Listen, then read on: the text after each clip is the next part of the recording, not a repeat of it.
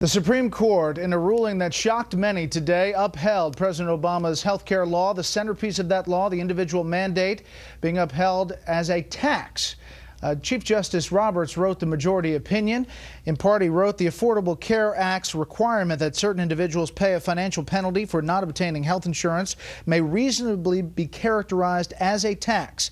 Because the Constitution permits such a tax, it is not our role to forbid it or to pass upon its wisdom or fairness. Now, in the dissent read by Justice Kennedy, who was believed to be the swing vote, and here he sided with the dissent in a joint dissent, in part, to say that the individual mandate merely imposes a tax is not to interpret the statute, but to rewrite it. To say, and he goes on to say, judicial tax writing is particularly troubling. So let's bring in our expanded panel tonight. Judge Andrew Napolitano, Fox News senior judicial analyst. Jeff Zelny, national political correspondent for the New York Times. A.B. Stoddard, associate editor of The Hill, and syndicated columnist Charles Krauthhammer. Okay, Judge. Your thoughts? This is the jurisprudential equivalent of driving a camel through the eye of a needle. That's the circuitous route through which the majority took the law in an effort to justify it. In the very phrase in which the majority calls it a tax, it refers to it as a penalty. The Constitution requires a tax to emanate in the to start in the House of Representatives. This didn't. The Constitution says that a tax is used to generate revenue. This is used to punish. I think that this is not a decision that will be well regarded by legal scholars, that it was result-oriented, not process-driven. Charles, why Chief Justice John Roberts wrote the majority and sided 5-4 with the liberal wing of this court? You have some sense about why that happened? I think it was, as the judge says, result-oriented. And the result he wanted was this.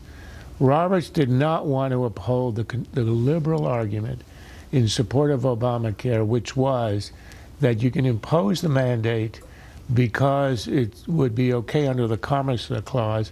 As Roberts wrote, that clause allows the government to regulate commerce, but it surely doesn't allow you to impel or compel commerce, which is what it would do, compel you to buy health insurance. So he didn't want to accept that. And you would have thought he therefore would have overturned the law. But he didn't want to overturn the law because as Chief Justice, he feels he's the custodian of the reputation and the stature of the court. And I think he thinks that the court suffered in the decision in 2000, and Gore and Bush was seen as a partisan court. It went 5-4 along ideological lines, and he was afraid if that happened on Obamacare, it would diminish the standing of the court, which he thinks he's responsible for keeping it up. So he concocted this finesse, which allows him of calling a mandate a tax, which it is not. So he concocts a finesse which allows him to uphold the law and strike it down, the Commerce Clause, as the reason for it. What about this expanded Medicaid portion that was not upheld? Well, you know, that is a 7-2 vote.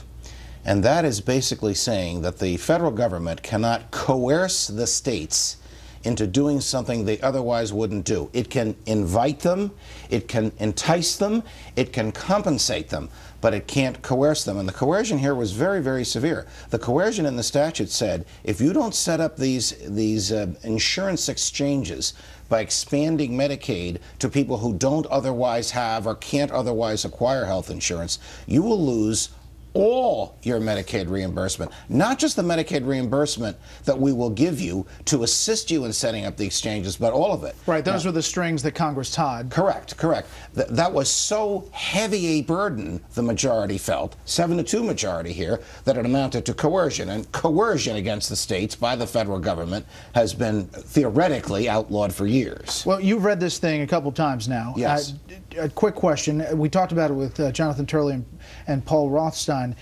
What about a precedent-setting aspect to this? That, okay, it's not, the mandate is not constitutional as through the Commerce Clause, but it's a tax. So couldn't the federal government then say you have to buy something, and then if you don't, tax them? Precisely. This is why Charles is exactly right. Charles sounded like he has a JD as well as an MD. I mean, I think that the Chief Justice, either wittingly or unwittingly, has created for the Congress a vast new area of almost unlimited power to regulate private individual behavior by taxing the individual who doesn't do what the Congress commands and not even referring to it as commercial in nature.